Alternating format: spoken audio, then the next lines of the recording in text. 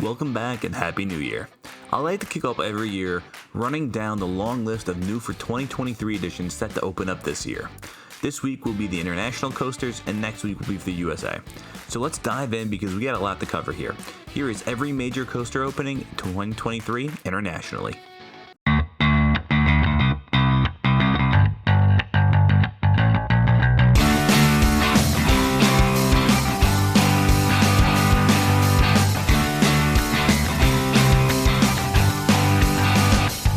Batman Gotham City Escape at Parque Warner Madrid, built by Intamin.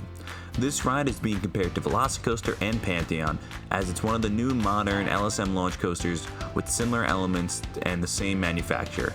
It'll feature a top hat, a stall, and a switch track. With a near identical length to Pantheon and pretty close in height and speed to Velocicoaster, it's fair to assume this could be one of the best rides to open up next year, if not the best. It should easily be the best in the park.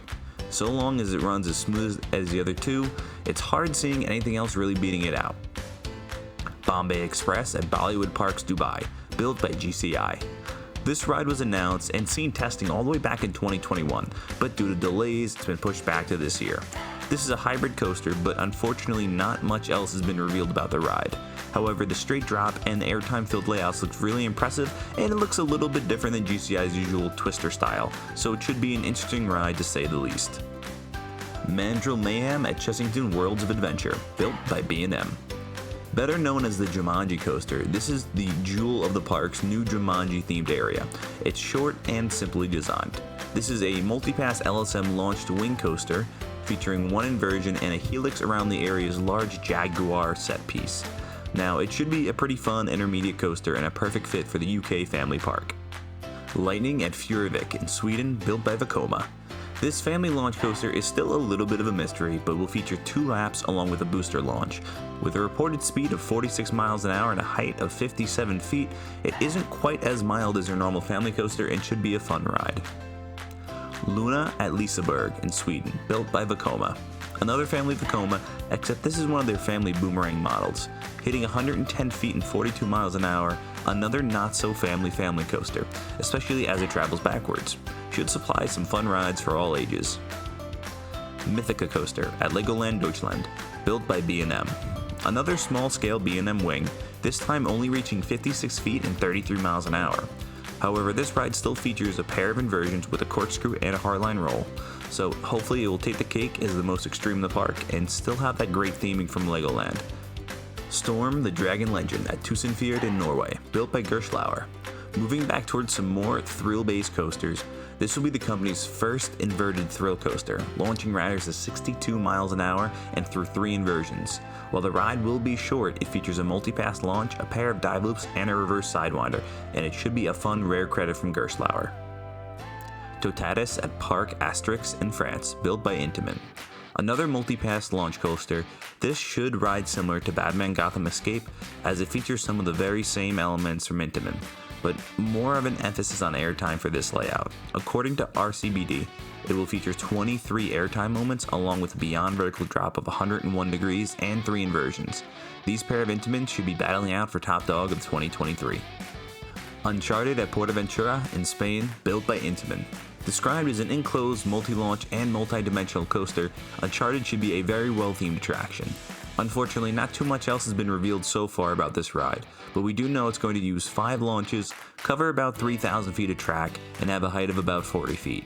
From the sounds of the stats, it does sound closer to a family indoor coaster, but I wouldn't be surprised to see a backward section or a drop track that Intamin likes to include in this model. Wiener Looping at Wiener Prater in Austria, built by Mach Rides. A new Big Dipper model, this 2-inversion coaster will feature a banana roll and an interesting compact layout. Its name is paying homage to a coaster of the same name that was built in 1982. This will be Mach's 3rd Big Dipper overall, with 2 more expected in 2024, one of which is supposed to open this year as well. Hopefully the model continues to spread. I really want to see one of these in a park in the US soon. The pair of coasters for SeaWorld Abu Dhabi, built by Intamin and Zamperla. When the park opens, it will debut 2 coasters. The family coaster from Zamperla will be completely indoors, but not really much else is known about the ride. As for Intimate, it will be a triple launch coaster that starts indoors and moves outside, expected to have multiple inversions as well as over 3,000 feet of track. More of a low to the ground style ride than the previous Intimates on this list. This is obviously the centerpiece of the park at opening, but really all we have to go off of right now is the renderings. The Mack Rides Big Dipper at Sunworld Vietnam, built by Mack Rides. The fourth of the Mack Rides Big Dippers, this ride is expected to be an indoor family launch coaster instead of the model's usually more extreme compact layouts. It will have no inversions, but this continues to diversify the model. Now next up are all the new rides coming to China. Typically these are a bit harder to find information on, so I kind of lump them towards the end, and they could also be a knockoff of the original company, so I like to take some of those out if I know who's manufacturing them. The largest and most well-known will be Oaken Sliding Sleighs coming to Hong Kong Disney. The main ride of the new Frozen expansion, this Vekoma Junior coaster will probably be pretty close to Seven Dwarfs Mine Train in terms of style and size. Multiple coasters will be opening across the Fanta Wild Park chain in the country as well, with new parks opening. 3 Vekomas, including a single rail, a hyperspace warp, and a super boomerang. Now the super boomerang should be really interesting. It's the first of the company's second generation thrill boomerangs, and it looks like a lot of fun. The Thunderbird model for GCI will also be opening up in a Fantasy Valley, as well as another GCI heading to Happy Valley in China. Again, not too much is known about a lot of these rides. It tends to be kind of tough to research for Chinese parks. So that's going to be all the major coasters coming from the international market.